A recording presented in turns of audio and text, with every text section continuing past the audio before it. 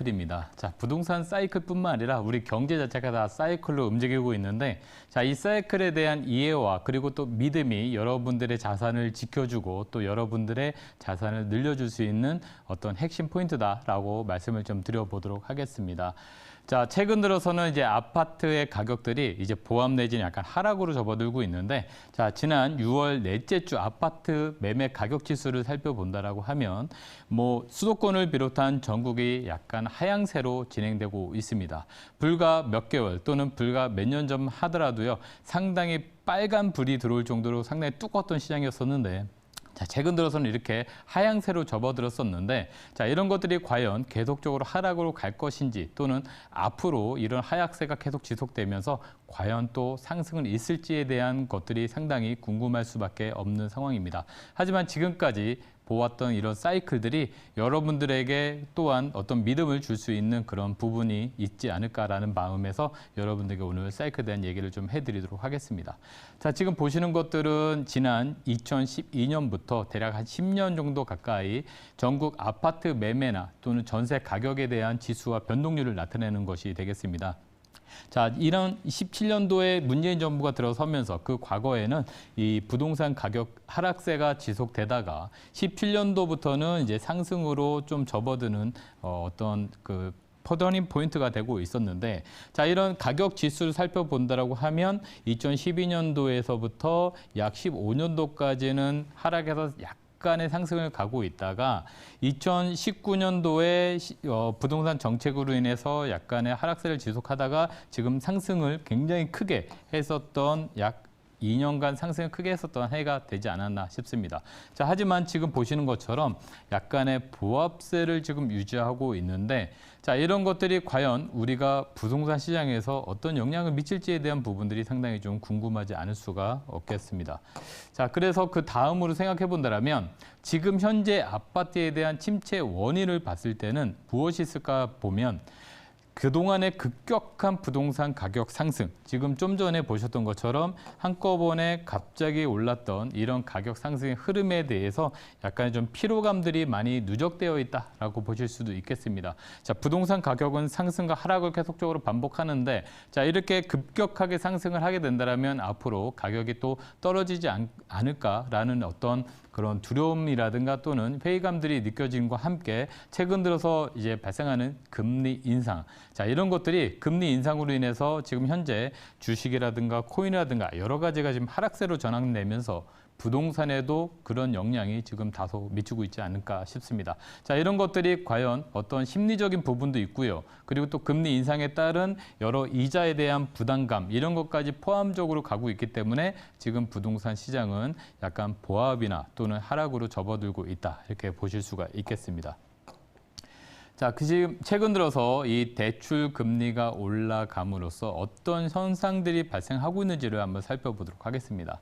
자, 예를 들어 보면 마포구의 A라는 아파트가 2016년도에 약 5억 원에 되었던 아파트가 지금 현재는 상승을 해서 약 15억 정도를 하고 있습니다. 자, 그때 당시에 2016년도 당시에 5억 되던 아파트가 LTV 60%, 그러니까 집값 담보 대출이 대략 한 60%에 대한 대출을 받았다고 했을 때 대출액은 대략 3억 원입니다. 5억 원의 대출액이 3억 원이고요. 자기 자본 비율이 2억 원을 투자해가지고 5억짜리 아파트를 살 수 있었습니다. 자, 그때 당시에 대출 받았던 3억 원에 대한 이자를 대략 4% 정도로 계산을 했을 때, 뭐 그 당시에는 저금리 상황이었기 때문에 당연히 4%보다 밑에 있었겠지만 4%를 잡았을 때 대출에 대한 이자가 100만 원입니다. 자, 그렇게 되면 이자만 내시다가 어느 정도 거치 기간이 끝나신 다음에는 원금과 이자를 같이 상환하게 되는데, 원리금이라는 건 원금과 이자를 같이 상환했을 때 가격을 말씀을 드릴 수 있는데, 대충 이자랑 원금만 합산한다 하더라도 183만 원이 되겠습니다. 하지만 지금 현재 15억 원 하는 아파트를 예를 들었을 때 15억 원에 대한 대출 LTV가 지금은 많이 줄어들어서 대략 40%밖에 되지가 않습니다. 자, 그럼에도 불구하고 대출 받은 금액은 6억 원이라는 돈이 기존의 약 2배 정도의 대출을 받아야 되고, 자기 자본 비율은 대략 2억 원이 아니라 9억, 7억 정도의 차이가 나게 됩니다. 자, 본인 자금이 7억 정도가 들어간다 하더라도 6억에 대한 대출을 받았기 때문에 이자는 2배가 올라갔고요. 또 원리금을 같이 상환해야 되는 시기가 간다라고 하면 원리금 상환만 해더라도 366만 원을 납부하게 되겠죠. 그러다 보니까 매달 366만 원에 대한 금액을 납부하게 된다라고 하면 과거보다는 상당히 부담이 될 수밖에 없는 그런 금액이다라고 보실 수가 있겠습니다. 그래서 단순히 이자뿐만 아니라 이렇게 원금과 이자를 같이 상환해야 되는 비율을 고려해 봤을 때 이자 상승에 대한 부담감이 상당히 크게 다가올 수밖에 없다라는 것을 말씀드릴 수 있겠고요. 자, 그리고 또한 최근 들어서 그 영끌조개라는 말씀을 많이 들었을 텐데 자, 좀 전에 말씀드린 것처럼 LTV가 대략 40% 정도만 된다고 했을 때는 이 영끌족에 대한 부담이 크게 다가서지 않을 수도 있습니다. 하지만 이 영혼까지 끌어모은다라는 이 표현 자체가 단순하게 우리가 LTV 40%에 대한 대출을 받은 게 아니라 자, 기본적으로 최근 들어서는 이 사업자 대출이라는 게 있는데 자, 이렇게 영끌하신 분들이 대부분 전세를 안고서는 아파트를 사셨다가 전세가 나가면서 그거에 대한 대금을 상환하기 위해서 그냥 담보대출이 아니라 사업자 대출로 받는 경우가 상당히 좀 많았었습니다. 그러다 보니까 사업자 대출은 집값의 대략 80%까지도 심한 경우는 90%까지도 받은 경우가 상당히 좀 많죠. 그러다 보니까 예를 들어서 8억이라는 아파트에 대해서 내가 매입을 할 때 대출금 자체가 80%를 받는다고 하면 6억 4천만 원에 대한 대출을 받게 됩니다. 그래서 자기 돈은 약 1억 6천만 원 가지고 아파트를 살 수 있었던 것이죠. 하지만 저 1억 6천짜리 아파트가 4% 정도에 대한 이자만 가져갈 때는 210만 원을 상환하게 되지만 이게 7%의 이자를 받긴다라고 하면 이자 자체가 200만 원에서 373만 원 이렇게 올라타게 됩니다. 자, 그러다 보니까 부담이 될 수밖에 없겠죠. 근데 서두에서도 말씀드린 것처럼 단순히 이자만 낸다라고 하면 373만 원인데 여기에 원금까지 같이 내는 원리금 균등상환으로 간다라고 하면 이거보다 훨씬 더 커질 수밖에 없어서 당연히 영끌한 그 세대들한테는 상당히 부담으로 다가올 수밖에 없다. 이렇게 보시면 되겠고요.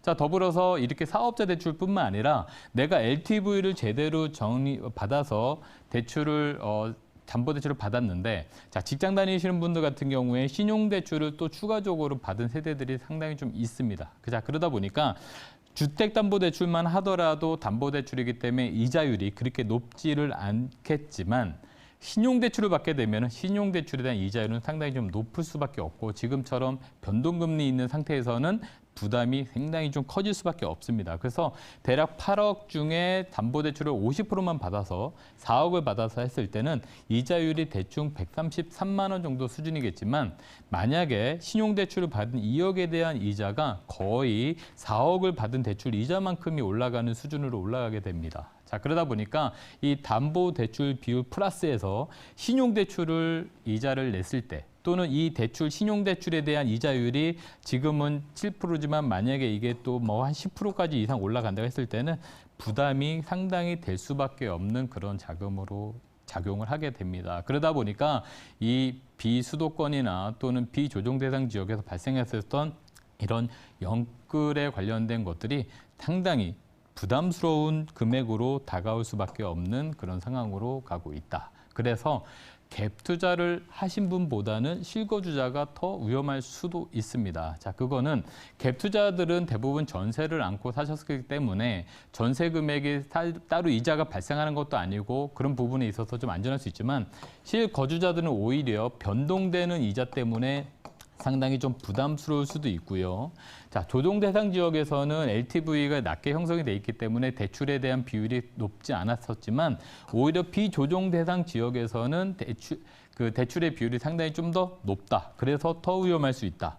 그리고 또 수도권보다는 좀 전에 말씀드린 이 비조정 대상 지역이 오히려 이렇게 영끌한 사람들이 많다 보면 부담스러운 마음에 이 매물을 상당히 많이 내놓음으로써 이 가격적인 부분이 더 많이 하락할 수도 있다. 그래서 더 위험할 수 있다. 자, 이런 것들이 이렇게 사이클상으로 마지막에 나타나는 그런 현상들이다라고 보여질 수도 있겠습니다. 자, 그래서 이런 상관관계를 한번 살펴보도록 하겠습니다. 이게 진정한 어떻게 보면 사이클인데요.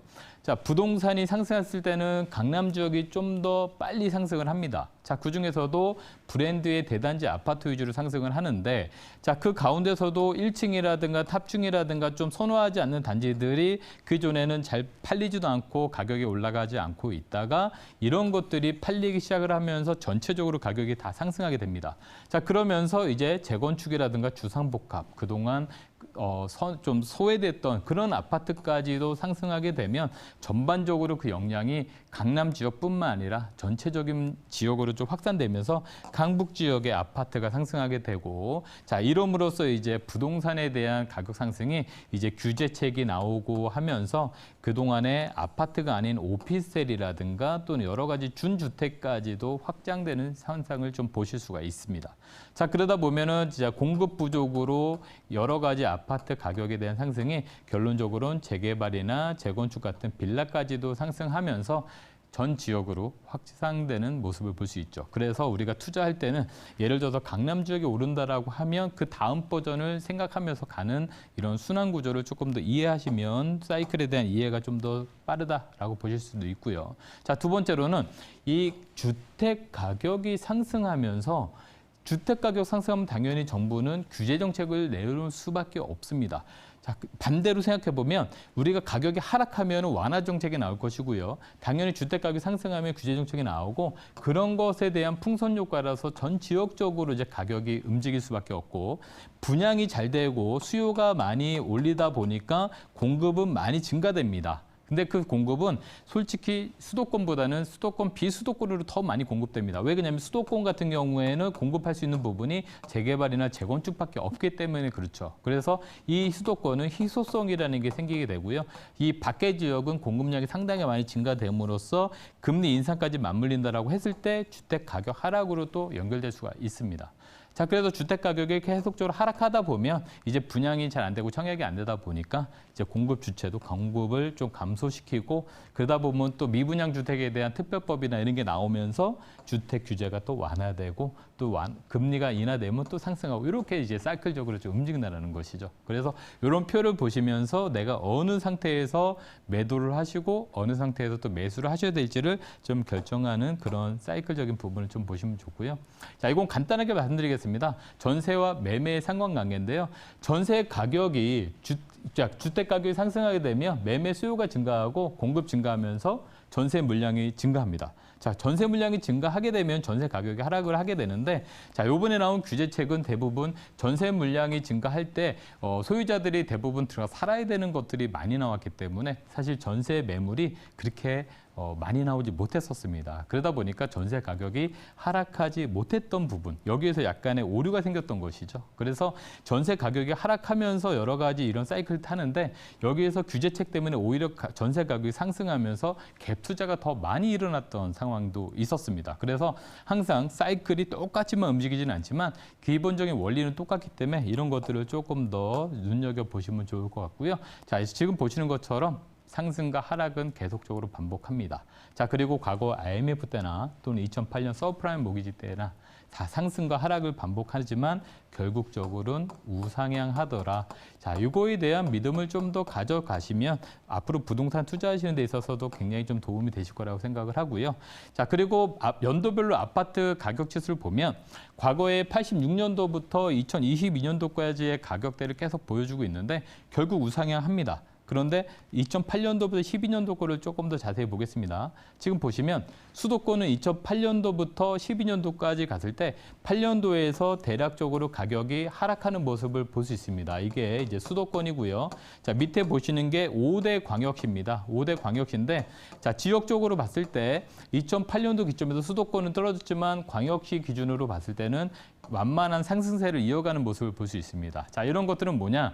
전체적인 시장에서는 2008년도에 하락이 왔지만 시장에서는 공급과 수요에 따라서 하락도 하겠지만 상승하는 지역도 있다라는 것을 말씀을 드리고 싶습니다. 그래서 지금 보시는 것처럼 수도권에서는 하락을 했지만 5대 광역시는 완만하게 상승한 것들이 결론적으로 이렇게 수요와 공급에 의해서 결정되는 부분들이 좀 있다라는 것을 참조를 하셔서 영원한 상승도 또는 영원한 하락도 없다는 것이 결론적으로 사이클이 반영해주는 상황이 아닐까 싶습니다. 그래서 여러분들이 자산을 지키거나 또는 자산을 늘리시는데 이 사이클을 정확하게 공부하셔서 몸에 배는 습관을 좀 봐주시면 좋을 것 같겠습니다.